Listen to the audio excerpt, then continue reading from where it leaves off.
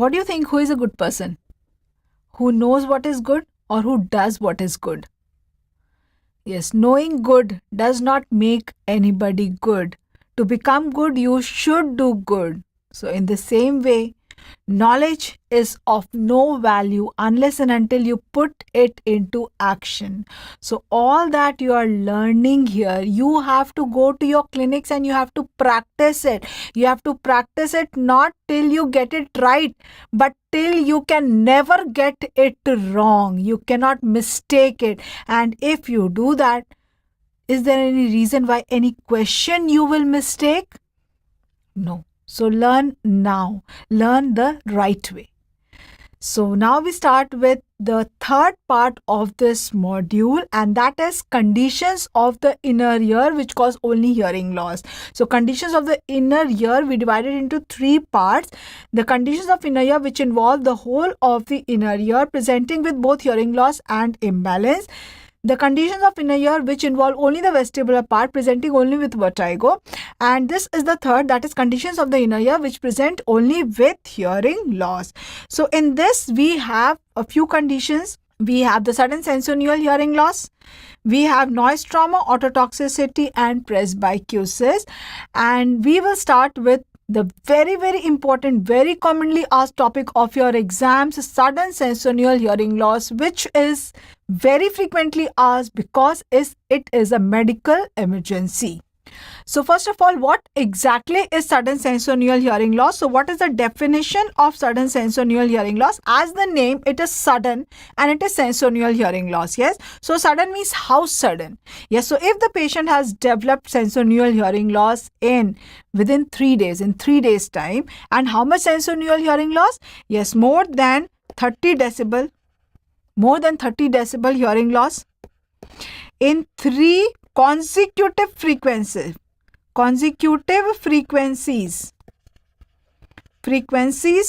over a period of 3 days, so it is all 3. So more than 30 decibel in 3 consecutive frequencies over a period of 3 days, that is what we call as a sudden sensorineural hearing loss, which means just have a look at this audiogram. What is this audiogram telling you? This here is whenever we see any audiogram, how do we read? We first see which ear it is. Yes. So what we are seeing here is both red and blue. We know red is for right ear, blue is for left ear. Even the symbols will tell you it is right or left. So yes, this symbol of wrong cannot be right. That is how we remembered. So yes, this is the left ear and this is the right ear. What is this telling us is what is normal. Up to 25 decibel is normal. So left is normal here. In the right ear, there is hearing loss. How much? What hearing loss? Yes, we can see there is no AB gap. No AB gap means it is the common pathway that is affected. What is the common pathway? Sensorineural pathway. Yes, so in air conduction, the pathway is conductive plus sensorineural. In bone conduction, the pathway is sensorineural. So when the common pathway is affected, both air conduction, bone conduction curves are affected, because of which there is no AB gap. So here we are seeing there is no AB gap. So here in the patient, there is a right sensorineural hearing loss. And also just see, it is more than 30 decibel. Yes, it is how much? It is around 70 decibel. It is 60 to 70 decibel hearing loss, and in almost all the frequencies. Yes, so this is more than 3 frequencies. Yes, so 3 or more consecutive frequencies. Consecutive means 250, 500, 1000 or 500, 1000, 2000. So 3 consecutive frequencies, if they are affected, there is more than 30 decibel hearing loss, and if this has occurred over a period of 3 days, that is what is sudden sensorineural hearing loss. So how come such suddenly so much of hearing loss can occur? What can be the cause of such hearing loss? Yes, so the most common cause is usually it is idiopathic. Idiopathic, where has been postulated that it is because of viral infections. Viral infections, a sudden viral infection of the ear involving the cochlear nerve can lead to a sudden edema, ischemia, leading to a sudden sensorineural hearing loss. It can also follow trauma. It can also follow tumors, but if it is following trauma, definitely history of trauma will be present. Tumors, which tumor? Yes, usually acoustic neuroma, it will lead to a gradual hearing loss. But in 5 to 10% of cases of acoustic neuroma, the hearing loss can be sudden also, which means any patient who has presented to us with sudden sensorineural hearing loss, if he is over 50, if he is elderly, then always rule out acoustic neuroma also. So 5 to 10% cases of acoustic neuroma can present with this, but the most common is idiopathic, and that is usually because of viral infection. So now what happens is that you are here in the OPD and the patient comes to you with a complaint that I feel that I'm not hearing properly. Okay, I was fine till yesterday. I went to the market, I came back from the office, I watched TV and I was fine. But since today morning, I feel I'm not hearing. Okay, so you feel he is not hearing. So you examine the ear. There is no other complaint, there is no pain, there is nothing else, only one complaint, hearing. So whenever you see that there is hearing loss, then you have to examine the whole of the ear. It can be external ear, it can be middle ear, it can be inner ear. So immediately examine the ear, and what you see is that up till the tympanic membrane, everything is appearing good. So now you think that maybe till yesterday he was good only, so maybe he has developed some allergy, some eustachian tube obstruction, because of which he is not hearing. So let me check. So how do you check whether, how will you check whether his middle ear is involved or not? Yes, you can do it with the tuning fork. Yes, you can do the tuning fork test and you can find out whether it is a conductive or a sensorineural. That will tell you whether the pathology is in the middle ear or in the inner ear. So immediately take the tuning fork, you vibrate it and you test the air conduction and you test the bone conduction. Yes, so what you find here is that the air conduction is better than bone conduction. If the air conduction is better than bone conduction, what is this? Reniz is positive. Reniz is positive. Reniz can be positive in which two conditions? Yes, either normal or it can be a sensorineural hearing loss. How will you know it is sensorineural hearing loss? Or it is normal? Yes, by Weber's. So when you test Weber's, if it is a sensorineural hearing loss here, then the Weber's will be lateralized to the other ear. Yes, by Reniz we have ruled out that this is not a conductive hearing loss. Why? Because it is not negative. So when you test, what you get is that the Reniz is positive. So you think that maybe actually he is not having any hearing loss, he is just feeling like that. But when you do Weber's, what you find is that the Weber's is localized, it is lateralized to the other ear. So this tells you that the bone conduction in the other ear is good, which means that this ear the bone conduction is defective, which means that the patient has a sensorineural hearing loss. So the Weber's will be towards the better ear. So now you have diagnosed that this patient has a sensorineural hearing loss. So you ask the patient that, okay, till yesterday you were fine. He's telling, yes, I was perfect. Only since morning I feel that I'm not hearing well, and that has brought me to you. So you immediately get a test done, because you know that suddenly the patient has developed sensorineural hearing loss. What has happened usually, if there is any condition of the inner ear, be it Meniere's, be it any condition like ototoxicity, be it noise trauma, all these do not happen suddenly. They take a long time to happen. The sensorineural hearing loss develops over the years. Suddenly in one day, no other complaint, only hearing loss. So then you get the audiogram done. So when you get the audiogram done, what you find is the typical finding of sensorineural hearing loss. Can you tell me what it is? Yes, so in that ear, there is no AB gap. Yes, so there is no AB gap. Audiogram will show no AB gap. There will be no AB gap and it will be abnormal. Yes, there is a sensorineural hearing loss.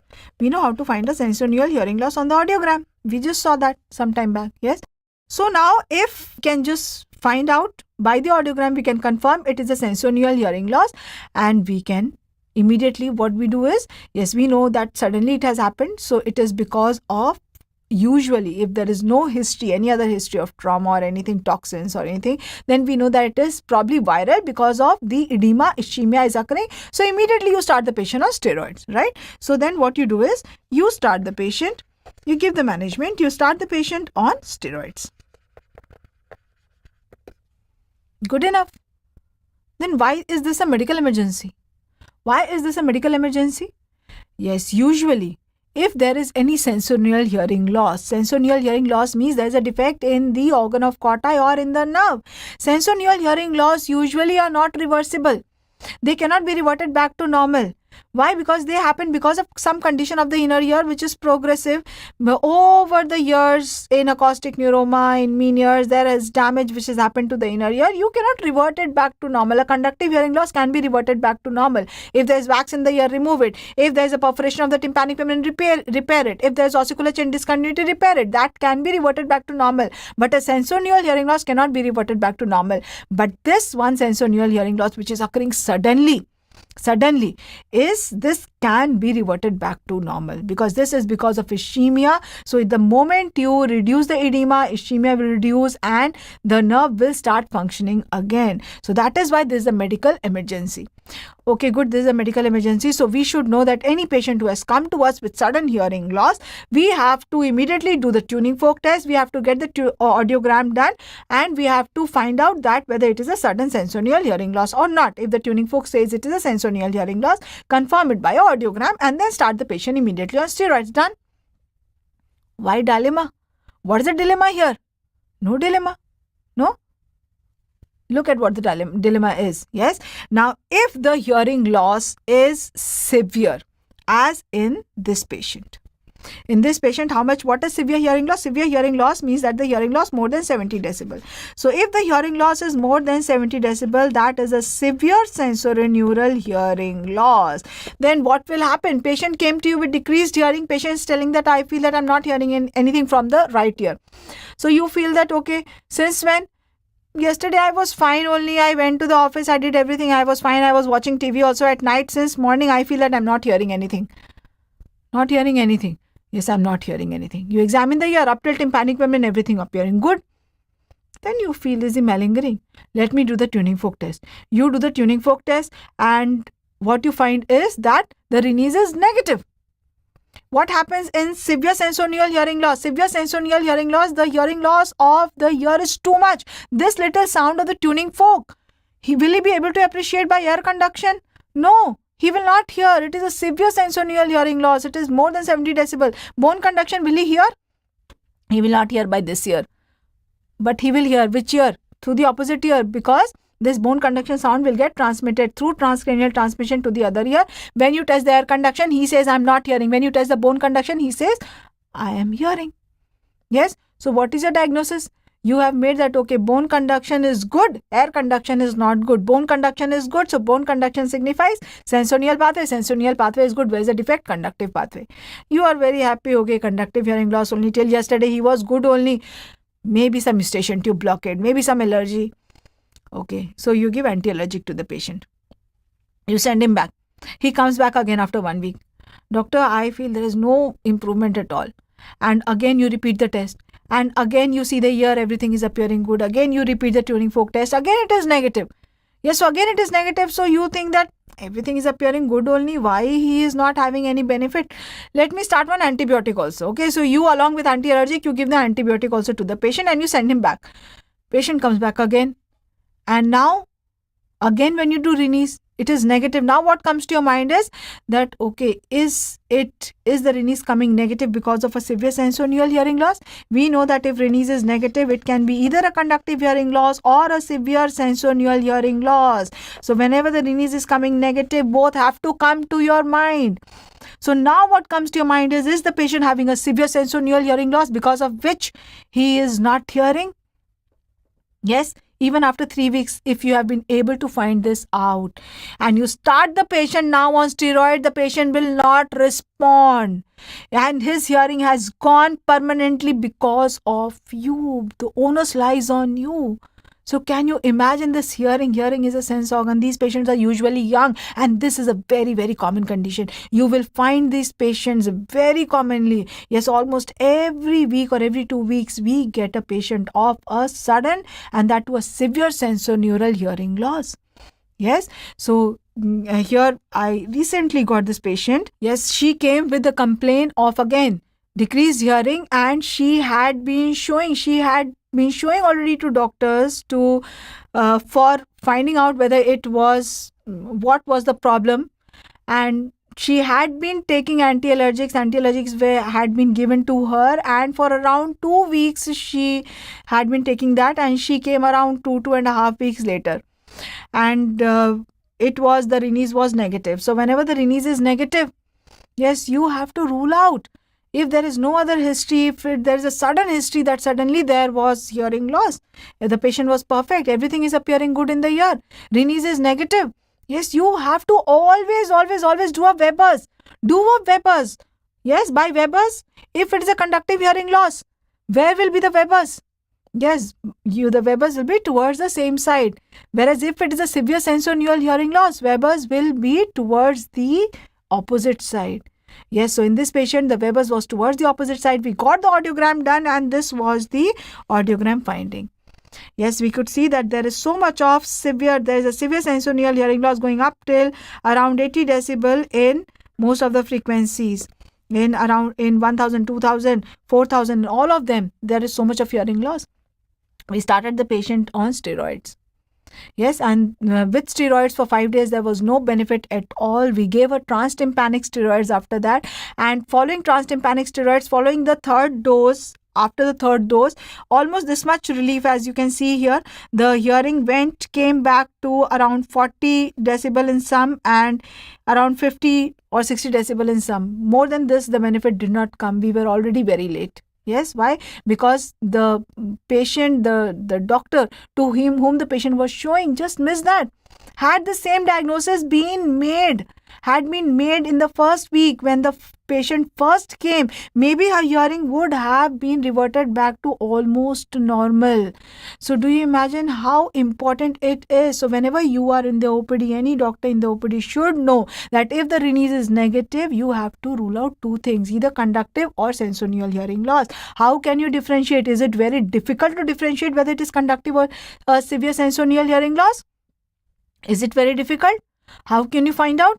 No, it is not difficult. Just do a Weber's, simple Weber's test. So when the patient has come to you with a history of only hearing loss and that too which has developed suddenly, always do a tuning fork test. Do the tuning fork test if it is coming as positive, and then always, yes, do Weber's. Rule out whether it is sensorineural or not. If it is sensorineural, very good. It is sudden sensorineural hearing loss. Get a audiogram done. Even if it is negative, don't just think that it can be a conductive hearing loss and forget it. No, do Weber's and see if it is a conductive or a severe sensorineural hearing loss. And yes, when I was taking a lecture somewhere, one of the students came up to the stage and she told that, listen guys, don't think that all these things don't occur. They happen so commonly. I was diagnosed with this. I was just studying for my exams and I felt that suddenly in the morning, one morning I felt that I'm not hearing. There was a lot of disturbance in hearing. So I went to the ENT department and there they told me it is a conductive hearing loss. They gave me antiallergic. 2 days later, I felt that whatever I was hearing 2 days earlier, after taking antiallergics, I'm not hearing that much also. I'm not hearing anything. So I went back again. And that is when they got an audiogram done and it was a severe sensorineural hearing loss. And yes, immediately steroids were started. There was no response to steroids. Transtympanic steroids was given, and look at my audiogram report. She had also got the audiogram report and it had come back to absolutely normal. Yes, and yes, there was a student who had sent me this message that I had meningitis when I was a child, because of which my 1 ear is totally deaf. Can that happen? Meningitis, can it lead to labyrinthitis and dead ear? Yes, it can happen. Through which route, can you tell me? Cochlear aqueduct or through internal acoustic meatus? Okay. So now his complaint was that in my other ear, I have developed a severe sensorineural hearing loss. I developed hearing loss. I thought that maybe it is some obstruction because I am an allergic patient. I kept taking on myself. I kept taking this self-medication. I kept taking anti-allergics. It was later on diagnosed to be a severe sensorineural hearing loss. So now he was not asking me that what could be done. Do you know what his question was? He knows that nothing can be done now. Yes, it has already been 2 months. He has taken all the treatment, transtympanic steroids, everything has been done and no response. And now what his question was that, can I give the PG exam? Both his ears, not there. Yes. So if I get a cochlear implant done in my this year, can I still continue as a doctor? What do you think? Can I still continue as a doctor? No. For continuing as a doctor, for giving the exam for PG, for getting the PG, but the prerequisite is that you should be able to use a stent. That is not possible with cochlear implant.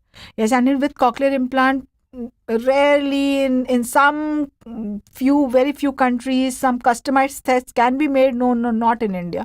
And there also it is not very easy to get that. So which means that after preparing so hard for MBBS, after completing his MBBS and after preparing for the exams of PG, and now when the exam of PG he has given, now he is not eligible to become a doctor. He will have to change his profession. Can you understand how important this is? Why this is a medical emergency and why it is asked so commonly in your exam? So that you should know this. What you should know: any patient who has come with hearing loss which has occurred suddenly, first thing, find out whether it is conductive or it is sensorineural. Yes. So yes, examine the ear, do the tuning fork test and see whether it is conductive or it is sensorineural. How can you find out it is conductive or sensorineural? By both the tests, Rennes as well as Weber's. Don't just do Rennes and okay, over. It is negative, so it is conductive only. No, always do the Weber's also and confirm it is not a severe sensorineural hearing loss. And if it is severe sensorineural hearing loss, start the patient immediately on steroids. No benefit, give the patient transtympanic steroids. Yes, so that is why this is a medical emergency. That is why this is a diagnostic dilemma. So the management is steroids, oral, no benefit. Then you give transtympanic steroids.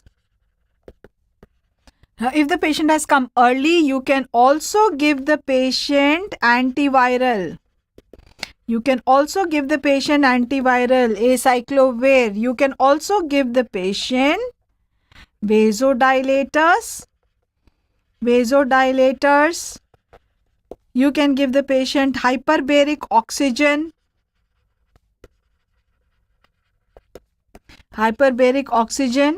And yes, carbogen. What is carbogen? Carbogen is 95% oxygen or carbon dioxide. It is oxygen, 95% oxygen and 5% carbon dioxide. So all these also can be given for the management. If it is available, then it can be given, it should be given. Otherwise, steroids and transtympanic steroids are quite sufficient to bring back the hearing to almost normal, but only if started early. Okay, so quickly keep your pens down. Yes, tell me, what is the definition of sudden sensorineural hearing loss? How much hearing loss? If it is over a period of how much days, you call it a sudden sensorineural hearing loss. Yes, hearing loss of more than 30 decibel. In how many frequencies? 3, 500, 2000 and 4000, like that? No, it is 3 consecutive frequencies. 3 consecutive frequencies over a period of 3 days. Okay, so what is the Rennes? If it is a severe sensorineural hearing loss, Rennes is negative. Rennes is negative in which conditions? Conductive and severe sensorineural hearing loss. Whether it is conductive or severe sensorineural, how do you find out? Yes, by Weber's. Weber's in severe sensorineural hearing loss will be towards the worst ear or towards the normal ear? Towards the better ear, towards the normal ear. So if you have diagnosed, how will you manage this patient? Yes, steroids, transtympanic steroids. What else? Antiviral, hyperbaric oxygen, carbogen. Okay. The other conditions which can involve the inner ear, only the cochlear part, leading to sensorineural hearing loss are noise trauma, ototoxicity, presbycusis, that is age-related hearing loss. And all these 3 are very stat diagnosis, because in them the patient typically gives in the question history is given of in noise trauma, history of noise exposure. In ototoxicity, there is the history of any ototoxic drug, and in presbycusis, the age of the patient is mentioned. The similarity between all these 3 is that in all of them, be it noise, will one ear be affected or both ears? Both ears. If ototoxic drug is given orally or intravenously, will it affect one ear, both the ears?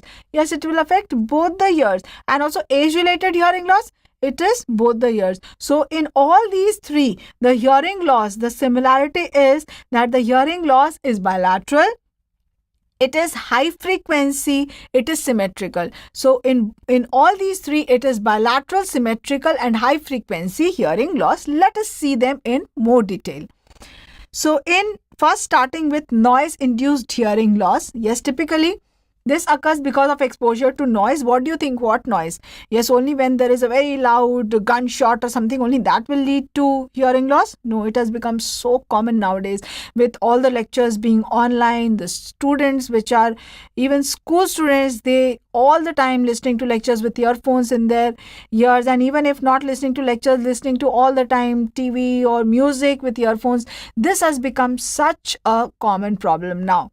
Earlier, it used to be seen only as an occupational hazard, because of which the recommendation of the noise which can be tolerated to the ear was, normal recommendation was up till 85 decibel for 8 hours per day for 5 days a week. 5 days a week. So this was usual the working hours of the workers in the factories. They used to work 5 days a week. Saturday, Sunday used to be holiday for 8 hours in a day. So up till 85 decibel, if they are exposed, that used to be considered as normal. But if somebody comes to you with this complaint that I feel that I'm not hearing properly, and you want to rule out a noise exposure, whether it is noise induced hearing loss or not, you tell the patient that, see, yeah, this is appearing like noise induced hearing loss, and they ask you that how much noise is damaging, how much noise is okay for the ears. What will you tell them? 85 decibel for 8 hours in a day for 5 days in a week? No. So any sound which is up till 80 decibel for no matter how long you hear it, that is considered as safe. What is 80 decibel? How can you explain 80 decibel? So a whisper, how much is a whisper? A whisper is around 30 decibel. Normal conversation is around 60 decibel. And a shout is 90 decibel. So you can make out a normal hearing, 80 decibel will be between a normal conversation and a shout, which means that if you're hearing at a level which is just like a normal conversation, that would be somewhere around 60 decibel, and that is safe for you to hear even if you hear it for prolonged periods. So if there is a patient who has come to you with a hearing loss and you are suspecting that this is noise induced hearing loss, for example, you will note many patients who will come to you with a complaint that last night I went for a party, there was a loud DJ, and since morning I feel that I'm not hearing very properly. Not since morning, since that time only, when I reached home I feel that there was a lot of ringing sensation in the ear, lot of tinnitus, yes, and I feel I'm not hearing properly, so I waited till morning to come to see you. So the normal recommendation is 85 decibel for 8 hours, which means that if the sound becomes louder than this, then the time for which it is safe, it goes on decreasing. So even a gunshot noise, which is for a few seconds, that can lead to permanent hearing loss. So the louder the sound, the duration for which it is safe becomes less and less. So what can be the hearing loss? It can be either a temporary shift, which is known as a temporary threshold shift,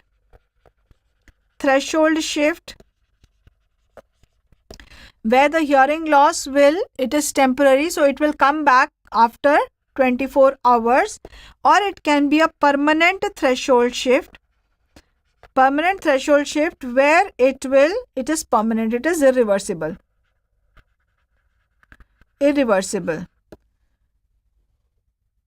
Yes, so when the patient has come to you with hearing loss, many a times you will see patients come to you with a complaint that they are telling that last night I attended a party, there was a very loud DJ, and following that when I went home I felt I was not hearing.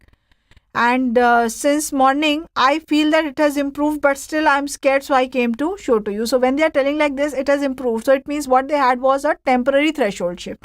A permanent threshold shift will not improve after 24 hours. It will be permanent. So suppose you have been called by a factory worker and that, doctor, please come, and our factory makes in our factory there are a lot of machines which make a lot of noise. So please examine our workers. I'm very concerned about that hearing. So please examine our workers to see if their hearing is normal or not. So which test will you go for? Now we know that if there is any noise exposure, what is damaged early, inner hair cell or outer hair cell? Yes, the outer hair cell. So early damage is of early damage is of the outer hair cell. So which means if we have any test which can find out the outer hair cell activity, we will be able to find out whether there is damage or not quite early. Yes. Do we have any such test? Yes, quickly tell me which test specifically the outer hair cells. Yes, very good. The autoacoustic emission. So yes, autoacoustic emission. It is a very simple test. You just have to put the probe in the external aortic canal. You give a sound. You receive back a sound if the outer hair cells are normal. Yes, if you can also find the hearing loss on the pure tone audiometry. But remember, this audiogram which we test normally, audiometry test that we do normally, test only up till 8000 hertz. Whereas the frequencies that are affected by noise trauma are initially, they are more than 8000 hertz. The ear is sensitive from 20 hertz to 20,000 hertz. We know that from 20 hertz to 20,000 hertz, ear is sensitive. We are testing only up till 8000 hertz. And the frequencies that are affected early in noise trauma are more than 8000 hertz, that are usually not tested by the normal audiometry. For that, we have a special audiometry test that is known as high frequency audiometry. High frequency audiometry, and this is usually not normally available audiometry, which means that if you get a pure tone audiometry, this test done, the changes that will appear here will be quite late when the changes have become permanent. So if you want to diagnose it early, which test do you have? That is autoacoustic emission. Is that clear? For early, you have to go for autoacoustic emission. And in the autoacoustic emission, you will specifically go for distortion product. Autoacoustic emission, do you remember? It is of two types: transient evoked and distortion product. Distortion product is for testing specific frequencies. We know that in noise trauma, there is loss in the early cases of high frequencies. So we want to test specifically the high frequencies. For that, we have to go for distortion product, autoacoustic emission. And if you get audiogram done, the earliest change that you see here, the earliest change that you find in a PTA, pure tone audiometry, is a dip at 4000 hertz. Is a dip at 4000 hertz. Can you see? It is bilateral. Can you make out it is bilateral in both the ears? Can you make out it is sensorineural? There is no AB gap. So at 4000 hertz, it is bilateral and it is sensorineural hearing loss. So this is the earliest change that you find, and this dip is what is known as acoustic dip. Acoustic dip. Can you tell me a dip at 2000 hertz is known as what? 2000 hertz is Carhart's notch. Very good. That is seen in? Excellent. Yes, autosclerosis. This is a dip at 4000 hertz. Later on, the rest of the frequencies will also get affected. Earliest is high frequency. The moment you see a dip like this, you know that this patient, usually these are people who are musicians, people who are working in factories, or people who are working at the airport, who are repeatedly exposed to that loud noise. So if you are seeing a dip here, or if you are seeing the autoacoustic emission is absent, immediately you know that these patients are developing noise trauma. So if you are now protecting the ear, it might be reversible if you have diagnosed it early. Later on, what happens is that all the frequencies get affected and you get a downsloping audiogram. Downsloping. Do we know downsloping means what frequency affected? Yes, you just see here, downsloping means high frequency. High frequency. Now, this is one condition. This is one disability, which is occupational hazard, and this disability cannot be seen very easily, which means if somebody following some occupational hazard has developed loss of some limb, you can just see and make out. You can find out the disability by seeing. But this is one disability, hearing loss. Can you see and make out? You cannot make out. That is why, because the government gives a compensation, it gives certain reservations in jobs or in other places also. So this occupational hazard can be used by people who malinger to get those reservations or to get those benefits that the government gives for disabilities. So that is why it is asked in your exam, how do you find out hearing impairment? How do you test whether there is hearing impairment or not? So first you should be able to know what are the tests that you do to find out whether the patient is malingering or not. Yes, we have done that in the module of the audiological test. So you can have a look at it there. And here what I am going to tell you is how you find out when the patient actually has hearing loss, how much is the impairment. Because the benefits that the government gives is according to how much impairment the patient has. So to find out the impairment, there is a formula. What the formula is, we know that what is the most important frequencies? Most important frequencies are speech frequencies. Which are the speech frequencies? 500, 1000 and 2000. So what we are seeing is, we see the hearing loss in these three frequencies. So we take an average of whatever hearing losses in these three frequencies. So suppose in 500 there is 30 decibel, in 1000 there is 45 decibel, and in 2000 there is 60 decibel. So we take an average of these three. So we add this and divide by 3. So here we are getting it as 45. Now next what we do is, to find the hearing impairment, we subtract 25. Why 25? Because we know that up till 25 decibel we consider the hearing as normal. So if the patient has up till 45 decibel average, he has a 45 decibel hearing loss average in the speech frequencies, 25 decibel till 25 decibel we consider as normal. So how much actually is the hearing loss? Yes, so for that we subtract 25. So when we subtract 25, what we get is 20 decibel. So how we find out the impairment is by multiplying the 20 by, we multiply it by 1.5. Now what is 1.5? Yes, what is 1.5? Okay, so just listen to this. It is not important for you to know what is 1.5, but I am just telling you so that you can remember this. You will remember what this is. So here what is 1.5 is, we consider that up till 25 decibel the hearing is normal. So the hearing loss starts from 26 decibel. Yes, then there is mild hearing loss, moderate hearing loss, moderately severe, and profound hearing loss. We know that. What is profound hearing loss? Profound hearing loss is more than 90 decibel, which means that it is around from 91 decibel. Yes, from 91 decibel starts the profound hearing loss, which means that the hearing loss steps are from 26 decibel to 92 decibel. So after 92, it will still remain profound only. Yes, the category will not change anymore. So from 26 to 92 decibel, these are the hearing loss steps. And how much is this? 92 minus 26, this is 66. 66. So we have 66 decibels, these many steps of hearing loss. So if we find out 20 decibel is how much percentage of 66. So how do we find that out? 20 is X percentage, X by 100 percentage of 66. Yes, so what is that? So if we want to find out X is equal to 20 into 100 by 66, and this value will remain same. This value is 1.5. Is that clear? So whenever we want to find out how much is the hearing impairment out of the total, this is the impairment of the patient, how much exactly it is when we compare it with the total. So the total is 1.5. That is in 66 steps is how much of 100. So that makes it as 30. So this patient has a 30% hearing impairment. And yes, these are given as questions that this is the audiogram of the patient, or this patient has this much hearing loss in 500, 1000, 2000.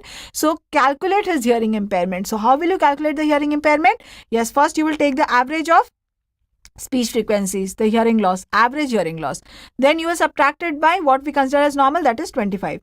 Yes, and then whatever result you have got, you multiply it with 1.5. That is the hearing impairment. Now, what is the hearing handicap? To find out the hearing handicap, what we do is, the hearing handicap, we find the hearing impairment in both the ears. In the better ear and in the worst ear. So suppose the better ear, one ear is very good. One ear is very good. Okay, so how much is the hearing impairment in the better ear? If the ear is normal, hearing impairment will be 0. In the worst ear, suppose it was the previous patient where we found out that the hearing impairment was 30%. Okay, so now how we calculate the hearing handicap. What we are calculating here is the hearing handicap. Hearing handicap. Yes, it is said that, so have you seen many people who have hearing loss only in 1 year and the 1 year is good? They usually are not bothered. They are okay with 1 year functioning also. They are just fine. Yes. So it is said that, it is taken that the better year contributes 5 times hearing as compared to the worst year. So the better year, hearing impairment in better year is 5 times. So that we multiply with 5 plus hearing impairment in worst year. Worst year we multiply with 1 and this we divide by 6. This we divide by 6. That will give you the hearing handicap. Hearing handicap. Now let us see in this patient. In this patient, one year was perfectly fine. So hearing impairment in that year was 0. So hearing impairment in the better year is 0 into 5. That will be 0. Plus hearing impairment in the worst year, that is 30 into 1. That is 30 divided by 6. So 30 divided by 6. So that is how much? Only 5. So his percentage of hearing handicap is only 5%. So even in 1 year, if the hearing loss is bad, then we can see that the total handicap that the patient has is not too much. It is only 5%. So that is why the benefits that the government gives depends upon how much the hearing impairment the patient has and how much is the hearing handicap. So first thing but you should rule out is that the patient is not malingering, that he has hearing loss. So now the most important thing is how we prevent it. How should you prevent it? So yes, how can we prevent it? In all these people who are working in a profession of noise damage, of noise exposure, in them it is very important that they use something to prevent the noise from going into the ear, and that can be either a ear plug, this is known as a ear plug, or it can be a ear muff. Ear muff. This gives a benefit of around 30 decibel. This gives the benefit of around 40 decibel. And if the hearing loss has already occurred, then sadly it cannot be reverted back to normal. So the only treatment then is hearing aid. Okay, so now quickly tell me, what is the criteria for normal for the noise exposure? Now, what is the normal recommendation for noise? Yes? How much decibel? 85 decibel. For how many hours? 8 hours. For how many days? Yes, 5 days in a week. How can you find out early noise trauma? By which test? Autoacoustic emission. What is the earliest finding that you see in the pure tone audiometry if there is noise trauma? Dip at 4000 Hz. What is that known as? That is known as acoustic dip. Downsloping audiogram can be seen in noise trauma. Yes or no?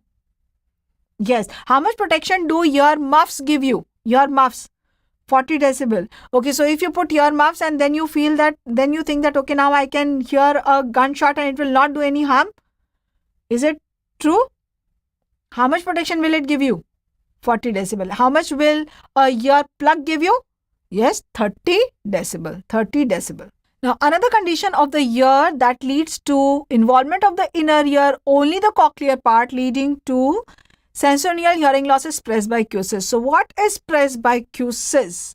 Yes, it is cusis. Cusis means hearing loss. Presby means age-related. So it is age-related hearing loss. So when we say it is age-related, what age?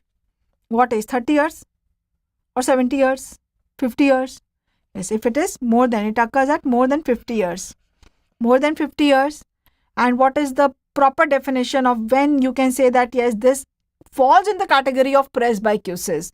Yes, the patient should be more than 50 years. How is the hearing loss? Should it be bilateral or unilateral? Yes, bilateral. Bilateral, and it should be symmetrical. Symmetrical. Very, very important. Yes, it should be bilateral symmetrical. If any elderly presents to you with a complaint of only unilateral sensorineural hearing loss, will you think of presbycusis? No, then rule out tumor. Rule out acoustic neuroma if it is a unilateral sensorineural hearing loss. When will you think of presbycusis? If it is elderly with bilateral symmetrical sensorineural hearing loss. So what happens because of aging in the cochlea? So every part of the cochlea gets affected with aging. What are the parts that get affected? Yes, the basilar membrane gets affected. Yes, the basilar membrane gets affected. There is atrophy of the basilar membrane. The hair cells of the organ of Corti, they atrophy. The stria vascularis atrophies, and the nerve that is starting from the organ of Corti, the nerve, that also atrophies. And accordingly, what has got atrophied, it is been named so. If there is a defect in one, that is the basilar membrane. If there is a basilar membrane thickening, then this is what is known as cochlear conductive. Cochlear conductive. Because this basilar membrane movement conducts the sound into the hair cells. If there is damage to 2, what is 2? 2 is the hair cells of the organ of Corti. Then it is known as sensory. So presbycusis can be either cochlear conductive, it can be either sensory. Third, if there is involvement of the stria vascularis, then it is known as metabolic. Yes, because this is responsible for maintaining the electrolyte composition. So this is known as metabolic, or it is known as vascular.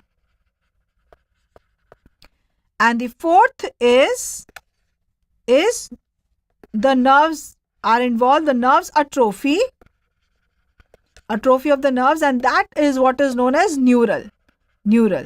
So the most common is neural. This is the most common. And here again, the type of audiogram that you will get is a downsloping audiogram. Why? Because it is high frequency that is affected early. High frequency is affected early. So which means if this audiogram is given to you, can it be presbycusis? Yes, high frequency is affected. What is the slope? Yes, downsloping. So quickly tell me the definition of presbycusis. Presbycusis, age. It is age-related hearing loss. So what age? More than 50 years. What hearing loss? Sensorineural, conductive. Sensorineural. Yes, and bilateral, symmetrical. What is the audiogram finding? Downsloping. How will you manage this patient? What is the management? Yes, the management is hearing aid. Hearing aids, and if the hearing loss is bilateral, it is profound, severe to profound hearing loss, then you can also go for cochlear implant. So if it fits into the category of cochlear implant, the indication of cochlear implant, what the indication of cochlear implant is? Yes, in detail we have done it in the hearing rehabilitation module. So if it fits into, this is the main indication, it is bilateral and severe to profound hearing loss. Then you can also go for cochlear implantation. Another important condition which leads to sensorineural hearing loss, and that is ototoxicity. Now, ototoxicity can lead to involvement of the cochlea also. It can lead to involvement of vestibular part also. So, we have not done it separately in both the places. We are doing it here itself. So, here ototoxicity is very important because these are the drugs that we use very commonly. And we know that any drug that we are giving, we should know that what can be the complications. And we are giving some drug for some benefit. So it should not be that the complications outweigh the benefit. And hearing loss following any treatment, yes, you have to see whether the risk was enough to give hearing loss to the patient. So that is why we have to know what are the ototoxic drugs. So how do we remember what the ototoxic drugs are? The mnemonic is ABCD.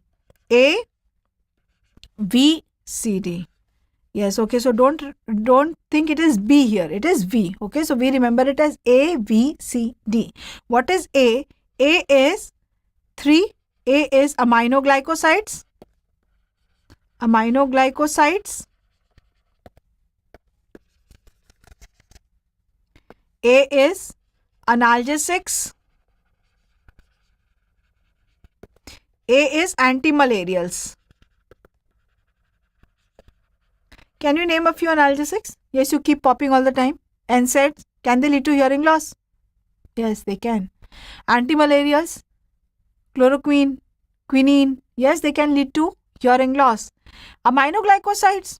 So now aminoglycosides can be either cochleotoxic or they can be either vestibulotoxic. Okay, so they can be either cochleotoxic. Cochleotoxic means what? Cochleotoxic means they are leading to hearing loss. And vestibulotoxic. Vestibulotoxic means they are leading to imbalance. Now always remember the aminoglycosides which lead to imbalance, which means which are vestibulotoxic, they are not very selective, which means that they are not selectively vestibulotoxic. When given in higher doses, they can also lead to cochleotoxicity. They can also lead to hearing loss. So when I say cochleotoxic, it means it will lead to hearing loss. When I say it vestibulotoxic, it means it will lead to imbalance. What I go. When I say cochleotoxic, hearing loss, it is acting on which hair cells? Yes, it has been asked. The cochleotoxic drugs they act on which hair cells? They will act on which hair cells? They are causing hearing loss. So on which hair cells? What are the hair cells of the organ of Corti? Inner and outer hair cells. Inner and outer hair cells. Inner and outer hair cells. Whereas vestibulotoxic, they are acting on the mainly, they are acting primarily early. They are acting on in low doses on the hair cells of the cristae and maculae. In the cristae and maculae, do we have inner and outer hair cells? No, we have type 1 and type 2 hair cells. So they act on type 1 and type 2 hair cells. Type 1 and type 2. Okay, so which are the cochleotoxic drugs? The cochleotoxic drugs are CAN. CAN. What is CAN? CAN is kanamycin,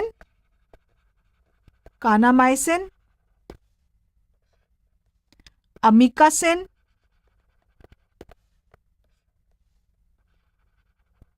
and neomycin.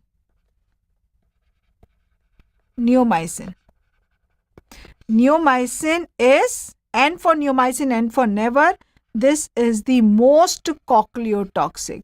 Most cochleotoxic is neomycin. So if you give kanamycin to any patient, yes, you give it so commonly. Amikacin, yes, used so commonly. So if you are giving kanamycin, amikacin, yes, can that patient develop hearing loss? Yes, they can develop hearing loss. Neomycin, do you give any patient neomycin? That is the most cochleotoxic. Have you used neomycin orally or IV or IM anywhere? It is not available in that. Why? It is available only as local preparations, as creams, as drops. Yes, because it is very, very highly ototoxic, very highly cochleotoxic. Whereas in vestibulotoxic, what we have? Vestibulotoxic, we have streptomycin and we have gentamicin. So do we use this vestibulotoxic property of gentamicin in any disease of the ear?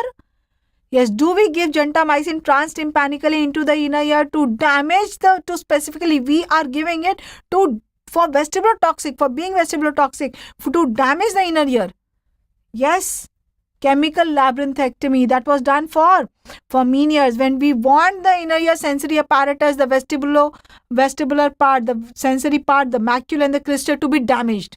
Why we want it to be damaged? Yes, so that they do not pick up the imbalance and they do not pick up the vertigo. Yes, so that is why gentamicin is used and it is asked very, very commonly.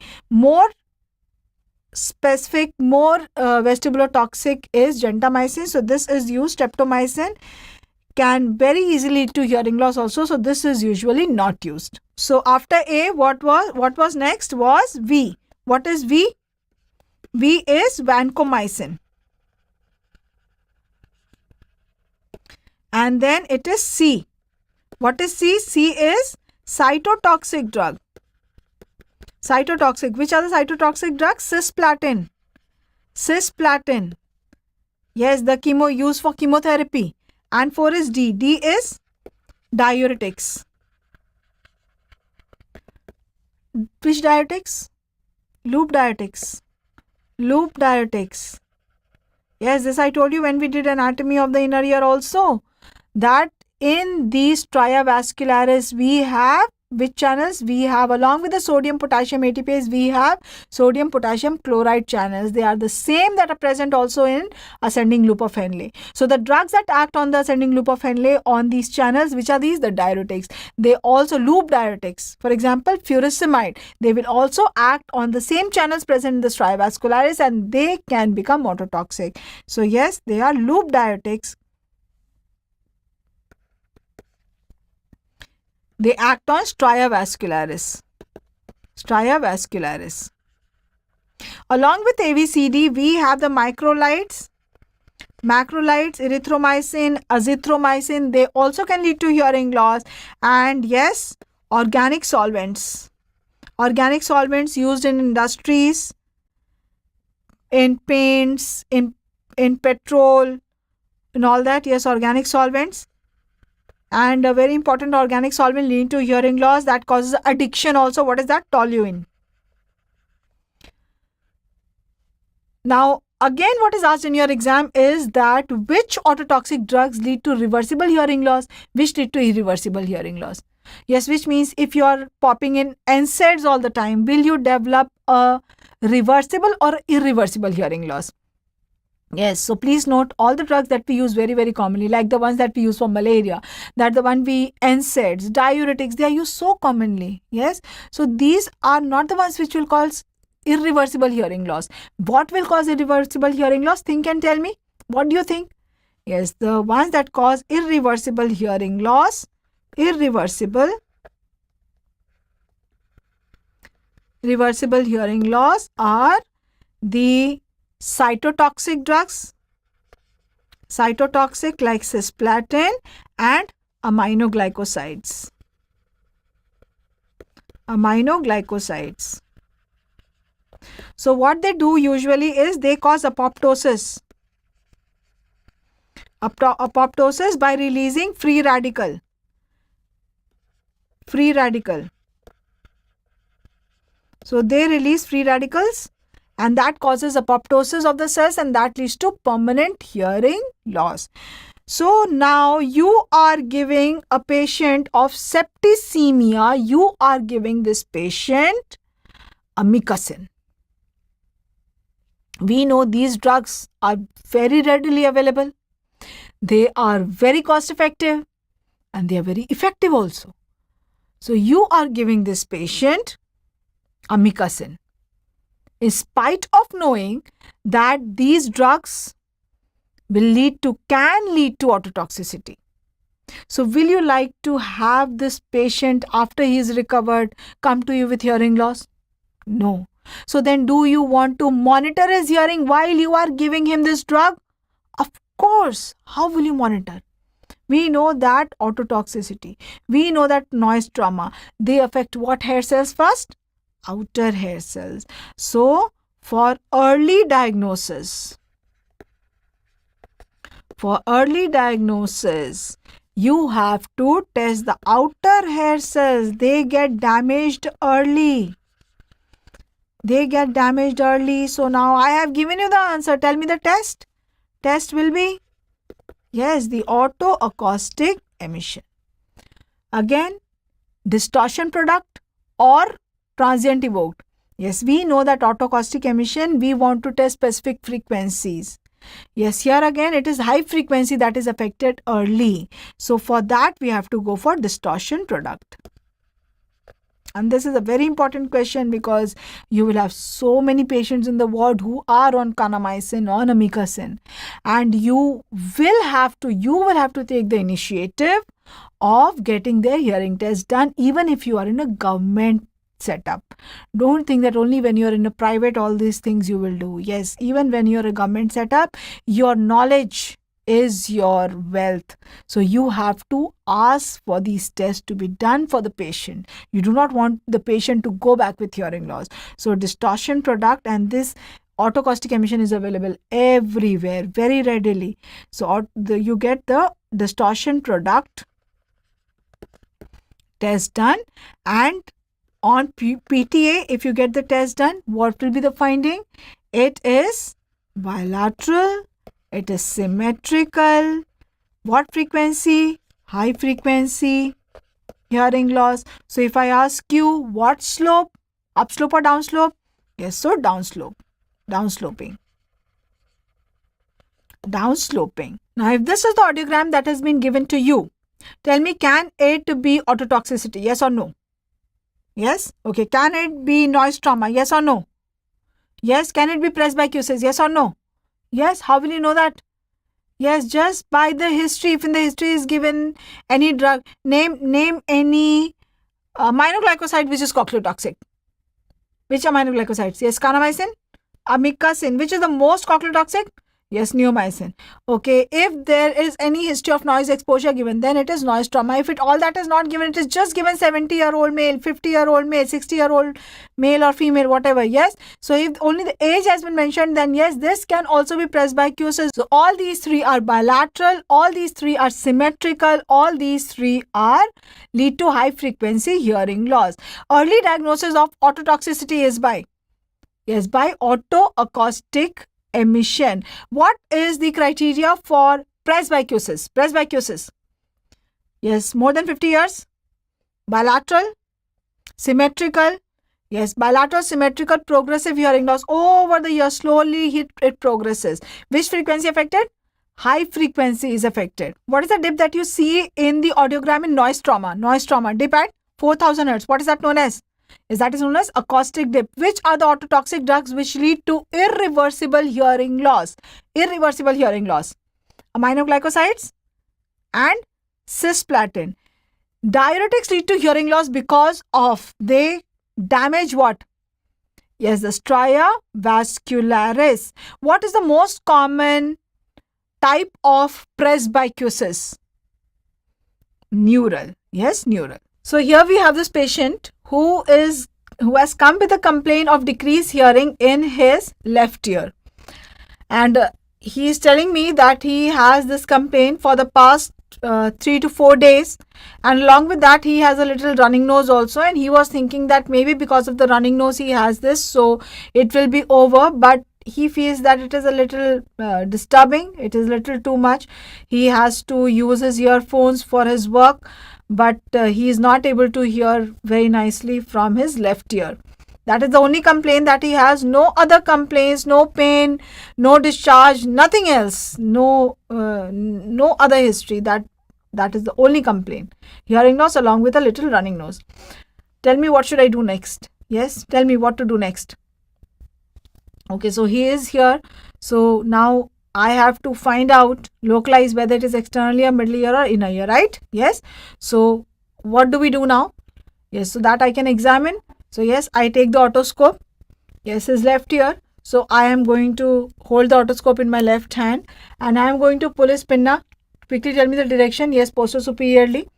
And his pinna is looking good. Let me have a look at the external auditory canal.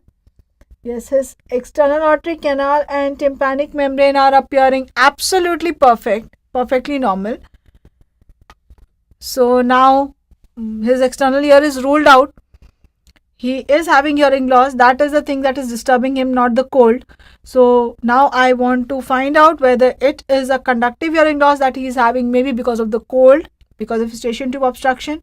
That is what comes to my mind. Maybe that is something which is common. So let me just examine. Yes. So I am going to do this test on you. I will place this first in front of your ear. You will hear a sound. And then I will place it here. You will hear another sound. This is 1 and this is 2. When I place it behind, that is 2. You have to tell me which one is louder. Okay. So now I will strike it. And yes, 2.5 centimeters. I will place it like this. So, can you hear? Yes. Can you hear? Yes. Which one is louder? Second one. Second is louder. Okay, so he says second is louder. Tell me what is that? Rinne's result. Is it positive or negative? His bone conduction is better than the air conduction. So Rinne's is, yes, that is Rinne's negative. So Rinne's is negative. What has come to the mind? What has come to your mind? Yes, it can be either a conductive or it can be a severe sensorineural hearing loss also. Yes or no? Or only conductive came to your mind? No, both have to come to your mind. Is that very clear? Okay, so now I want to rule out. What should I do? Okay, I can go for a Weber's test. So now I will vibrate this instrument and I will place it here. You have to tell me you are hearing it in which ear louder or whether it is appearing as same all over your head. So now I will do the Weber's test.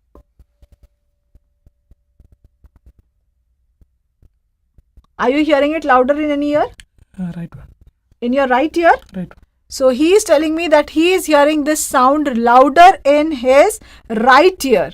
So right ear, what do you think? There was Rinne's was negative here, conductive hearing loss or a severe sensorineural hearing loss, and Weber's is towards the right.